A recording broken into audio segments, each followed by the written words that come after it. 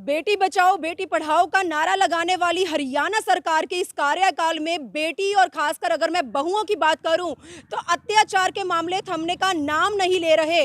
दोस्तों, मार्च के महीने में ईसापुर गांव के रहने वाले एक ऐसे माता पिता जिन्होंने अपनी बेटी की शादी इतनी धूमधाम से की कि उसे ससुराल में खुशी से विदाई करके भेजा, लेकिन आज वो बच्ची पता नहीं कहां लापता हो जाती है। मार्च के महीने की ये बात है जब बेटी की शादी की जाती है, लेकिन बच्ची पिछले काफी समय से अपने ससुराल से लापता हो चुकी है।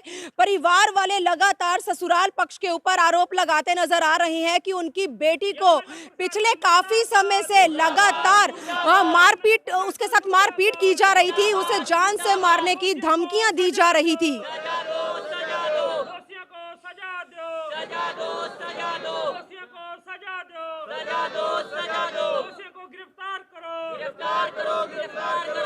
तो दोस्तों, समझ में नहीं आया कि इतने कम समय में आखिरकार उस गीता के साथ ऐसा क्या हुआ कि आज वो गीता अपने ससुराल से तो लापता हो चुकी है, लेकिन उस गीता को पिछले काफी समय से उसके ससुराल वालों की ओर से, खासकर उसके पति की ओर से मारपीट उसके साथ की जा रही थी और साथ ही साथ उसे जान से मारने की धमकियां तक दी जा रही थी। तमाम लोग यहाँ पर पहुंचे हुए हैं, ये गाँव के लोग हैं जो आज इंसाफ की गुहार लगाते नजर आ रहे हैं।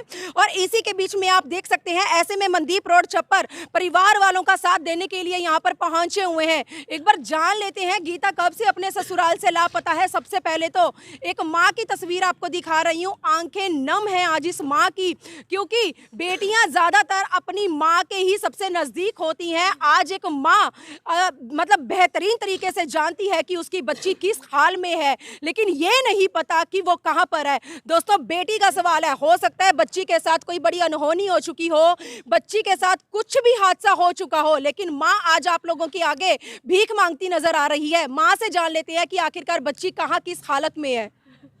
मैं तो अपनी बच्ची मांग रही जी, उन पता मैं हाथ जोड़ जोड़ कर मांग रही हूँ। मन्ना अपनी बच्ची चाहिए जी। मेरा आज तई भी पर्चा नहीं दर्ज करा जी। मैं बहुत फिर ली, घूम फिर ली जी। मैं अम्बाड़े तई भी जाई जी, मैं लील बीच भी जाई मैं जी। जहाँ भी मन्ना बुला रहे, मन्ना 4 दिन का टाइम दे रही जी, 2 दिन का टाइम दे रहे। मेरे लड़की ना 2 महीने हो गए जी, मार दी ना। मेरा आज तई भी पर्चा नहीं दर्ज करा जी किसी ना। मैं बहुत गरीब हूँ जी। मैं कभी किसी की गड्डी में तेल पुआ, आज कहीं जा रही, आज कहीं जा रही जी। मेरी कोई सुनाई नहीं कर रहा जी। मन्ना 2 महीने के जे पल्लभ शादी न सबके गाड़ी मेरी लड़की दे दो जहाँ भी है। कोई मेरी सुनाई नहीं कर रहा जी। कुछ बताती थी गीता आपको? कुछ नहीं जी, मेरे उधर मेरी लड़की जी उन्हें मार दीजिए। मेरी लड़की ना मारा आपकी बेटी को? मेरी लड़की उन्हीं ना मारी जी, ससुराल वाला ना। क्या नाम किया उनका? उसकी माँ का नाम राजबाला जी, उसका नाम विक्रम है जी। मेरी लड़की कोई नहीं मेरी सुनाई कर रहा जी।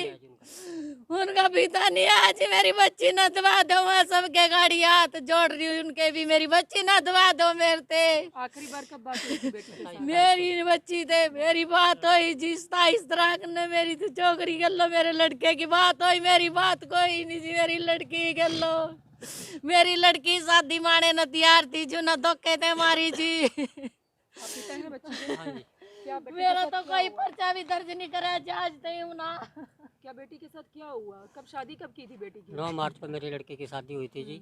और उसकी सास उसे कन्यादान के पैसों के लिए परेशान करती थी, फ़ोन करती थी भी पैसे आए या नहीं आए, परंतु हम लड़की को पूछते थे, वो कहती थी तो वैसे ही बोलती है।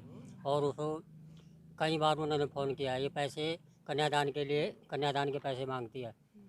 तो जी उसके बाद ऐसे चलती रही। तो वो लड़का कहता था चल कोई बात नहीं मम्मी, तू इनको क्यों परेशान करती है। तो जी ऐसे चलती रही है। तो हमने उनको करवों के लिए भी पूछा भी आप करवे लेके आओगे या नहीं, तब भी उन्होंने पैसे की डिमांड की। हमारे पास लाखों रुपए का कर्जा है और हमारे पास तो किस्त आई खड़ी है। तो जनाब हमने मेरी लड़की को जब वहाँ से किडनैप किया गया या मार दिया गया, जब हमारे पास फ़ोन बचौले ने किया, परंतु उसने लड़के ने हमारे पास फ़ोन तक भी नहीं किया। जब बचौले का फ़ोन आया, हमने उसे फ़ोन किया तो उसने हमारे 4 बार फ़ोन तक भी नहीं उठाया। और जब उसने फ़ोन उठाया तो उससे पूछा, मेरे लड़के ने भी, कहाँ है गीता, जब तक हम आते हैं वहाँ पर तो हमें अपनी लड़की चाहिए। तो वहाँ से भी वो कुछ पुलिस चौकी में चला गया, रणजीतपुर चौकी में। तो वहाँ पर भी उसने कोई कानूनी कार्रवाई नहीं की। तो जी हमने वहाँ पे दरख्वास्त लगवाई, परंतु जिसके पास केस था उसने हमारी वो दरख्वास्त को बिल्कुल भी सुनवाई नहीं की। और हमको अब आपकी लड़की कहाँ है? हमारी लड़की को कोई पता नहीं, उन्होंने हमारी लड़की को मार कितने कहीं मार समय से लापता हो चुकी है? हाँ, डेढ़ महीना है, 1.5 पौने 2 महीने है जी। कितने महीने हो गए?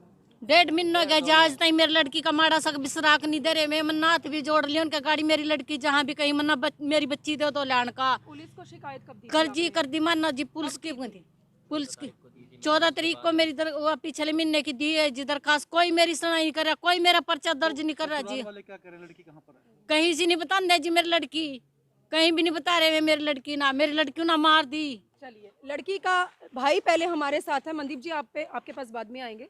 हाँ जी, क्या हुआ है बेटी के वो बहन के साथ? आपको कब पता चला बच्ची लापता हो मेरी चुकी लास्ट है? तारीख को 27 अक्टूबर में बात हुई थी मैडम जी, और हमें बताया गया उसके बाद 30 तारीख ने लड़के ने भी नहीं फ़ोन किया हुआ है, बुचोले के पास जाकर बैठा है, और उसका हमारे पास फ़ोन आया, उसने कहा कि ऐसे ऐसे करके बात है।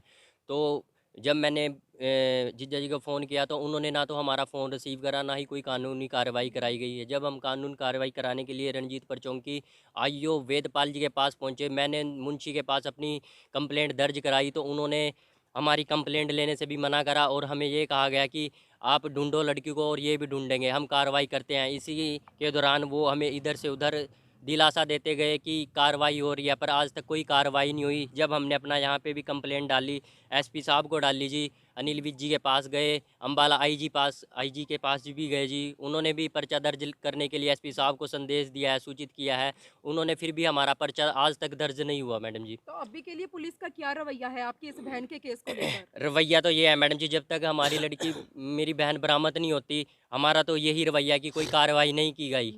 क्योंकि हमें तो यही 2 महीने से 1.5 महीने से यही कहा जा रहा है कार्रवाई हो रही है, पर आज तक कोई कार्रवाई, कोई क्लू नहीं मिल रहा मैडम जी। वो ये कह रहे हैं कि, और ये जो इन्होंने, हमें लगता है कि हमारी सिस्टर को इन्होंने मार दिया, इनकी मिली भगत करके। ये विक्रम पुत्र श्री गुरदास, ममता देवी राजबाला पत्नी गुरदास और निवासी धनौरा के रणजीतपुर जी, ये अपने इसके मामा जी हैं लड़के के, मेहरचंद जी, इनके 2 पुत्र हैं जी, विक्रम और सन्नी। इनके लड़कियों के साथ लिंक पाए गए हैं जी। जो सीडीआर रिपोर्ट आती है उसमें भी ये विक्रम ने कबूल करा है जी, मेरे साथ कुछ लड़कियों के साथ मेरे संबंध हैं, और वेदपाल आईओ के पास भी वो मानना है जी कि हमें लगता है कि इन्होंने या तो हमारी लड़की को मार दिया या इन्होंने बेच दिया है, पर ज़्यादातर हमें लगता है कि इन्होंने हमारी लड़की को मार दिया, क्योंकि आज तक हमारी ना कोई बात हुई है, ना हमें पुलिस प्रशासन कोई कुछ बता रहा है। ये मेहरचंद है जिसके मामा सन्नी, ये भी लड़कियों के साथ नाजायज़ संबंधों में रहे हैं, और देर रात से घर में से बाहर भी जब हमने इंक्वायरी करी अपने लेवल पे तो ऐसा कुछ पाया गया, वहाँ से हमें ये मिली चीज़ें जी। चलिए, मनदीप जी यहाँ पहुंचे हैं। मनदीप सर, क्या कहना चाहेंगे? बेटी का सवाल है, क्या लगता है 1.5 महीने से जिस तरह से परिवार वालों का मानना है बच्ची लापता है अपने ससुराल से, क्या हुआ होगा अब तक बच्ची के साथ? क्या लगता है? देखिए, बीजेपी सरकार नारा लगाती है बेटी पढ़ाओ बेटी बचाओ। गीता रानी है ईश्वर की लड़की, जो 1.5 महीने से लगभग लापता, 2 महीने से।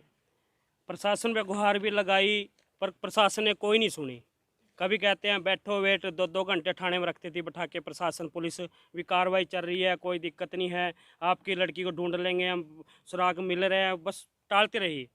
जब गांव वाले इकट्ठे होकर आए, उन्होंने मेरे से बात की, फिर मैंने उनको आश्वासन दिया भी आप टेंशन ना लो, भी भारतीय किसान यूनियन चुड़ूनी गरीबों के साथ, मजदूरों के साथ, किसानों के साथ खड़ी है। तो आज हमने रात एक मैसेज डाल दिया था कि हम 11 बजे रोड जाम करेंगे, अगर प्रशासन कोई बातचीत करना चाहता तो कर सकता है। तो मौके पर 10:30 बजे डीएसपी साहब कमलजीत एसएचओ साहब पहुंचे यहाँ के, तो उन्होंने आश्वासन दिया है कि हमें, उन्होंने बताया कि सुबह लड़का और लड़की की मां गिरफ्तार कर लिए, सुबह रेड मारी उन्होंने CA1 ने। तो उन्होंने आश्वासन दिया कि आप 12:30-1 बजे करीब आप CA1 में आकर 10 जने आके बातचीत देख सकते हैं, हम पूरी कार्रवाई करेंगे। अगर प्रशासन इस कार्रवाई को ढीली करते हैं या आश्वासन देकर कार्रवाई नहीं करते हैं, तो हम प्रॉपर से बिना चेतावनी दिए सरकार को और प्रशासन को रोड जाम करेंगे। सरकार ये ना समझे कि गरीबों के साथ अत्याचार कर कर कोई किसी के वाद दबाना चाहते हैं। हमें यह भी पता लगा कि प्रशासन भी इन पे उल्टा दबाव डाल रहा है कि आप फैसला कर लो या आप मिल जाएगी लड़की, कहीं अपने आप चली गई होगी। पर ससुराल वालों को आज तक किसी भी प्रशासन ने गिरफ्तार नहीं किया, ना थाने में बुलाया। या तो लगता है किसी प्रेशर है थाने के ऊपर, एसपी साहब के ऊपर, जो कोई कार्रवाई नहीं करी। पर हम सरकार को, प्रशासन को चेतावनी दे रहे हैं, अगर जल्दी लड़की का सुराग नहीं मिला या लड़की नहीं मिली तो हम प्रॉपर के लिए रोड जाम करेंगे जी। चलिए, बहुत बहुत धन्यवाद आपका। तो आज गीता के इस केस में आप देख सकते हैं कि प्रशासन के ऊपर बहुत से सवाल खड़े होते नजर आ रहे हैं। एक बार फिर से प्रशासन के ऊपर परिवार वालों की ओर से उंगलियां उठती नजर आ रही हैं कि गीता के इस केस में प्रशासन जो है वो ढील बरतता नजर आ रहा है। बच्ची को लापता हुए 1.5 महीना बीत चुका है, लेकिन बच्ची कहाँ है, किस हाल में है, नहीं पता। बेटी है, परिवार वालों का मानना है कि बेटी की हत्या कर दी जाती है, लेकिन अभी तक बच्ची के बारे में कोई भी ऐसा सुराग नहीं मिल पाया जिसके आधार पर पता लगाया जा सके बच्ची कहां किस हालत में है। परिवार वालों का रो रो कर बुरा हाल है। दोस्तों, आप तस्वीरें देखकर अंदाजा लगा सकते हैं, 1.5 महीना हो चुका है, लेकिन एक मां के जो आंसू हैं वो सूखने का नाम नहीं ले रहे हैं। बच्ची कहां है नहीं पता, लेकिन मेरी आप लोगों से अपील है, आप लोग इस खबर को शेयर करें। और अब इस केस में किसान भी सामने आ चुके हैं, जो सरकार के आगे एक बार फिर से लड़ाई लड़ने के लिए तैयार हो चुके हैं और सरकार को और खासकर हमारे यमुनानगर पुलिस प्रशासन को सीधी चेतावनी देते नजर आ रहे हैं कि अगर आने वाले समय में जल्द से जल्द गीता के बारे में कुछ भी नहीं पता चला तो दोबारा से बड़े लेवल पर परिवार वालों की ओर से तो होगा ही, लेकिन किसानों की ओर से भी एक आंदोलन, एक बड़ा प्रदर्शन होगा। तो आने वाले समय में उस प्रदर्शन का जो जिम्मेवार है वो खुद प्रशासन होगा। तो मेरी आप लोगों से अपील है, प्लीज आप लोग इस खबर को शेयर करें। ईसापुर गांव के रहने वाले इस परिवार को आप लोगों के साथ की बहुत ज्यादा जरूरत है और आप सब मिलकर भगवान से प्रार्थना करें कि गीता जहां पर, हरियाणा के क्या, कहीं भी, किसी भी देश के जिस भी कोने में है, वो सही सलामत अपने माँ बाप के पास लौट आए। भगवान करे उस गीता के साथ कोई भी किसी भी तरह का हादसा ना हुआ हो। प्लीज दोस्तों दुआ करें उस गीता के लिए, दुआओं में बहुत ताकत होती है। आने वाले समय में आपकी की हुई दुआओं का असर ही देखने को मिलेगा। तो आज की एक बड़ी अपडेट के साथ यमुनानगर के ईसापुर गांव से लाइव जुड़ी थी। मेरी आप लोगों से अपील है, इस खबर को शेयर करें। आने वाले समय में देखना होगा कितनी जल्दी गीता के इस केस में गुत्थी सुलझती नजर आती है। वीडियो जर्नलिस्ट मनप्रीत के साथ यमुनानगर के गांव ईसापुर से मनदीप कौर की रिपोर्ट।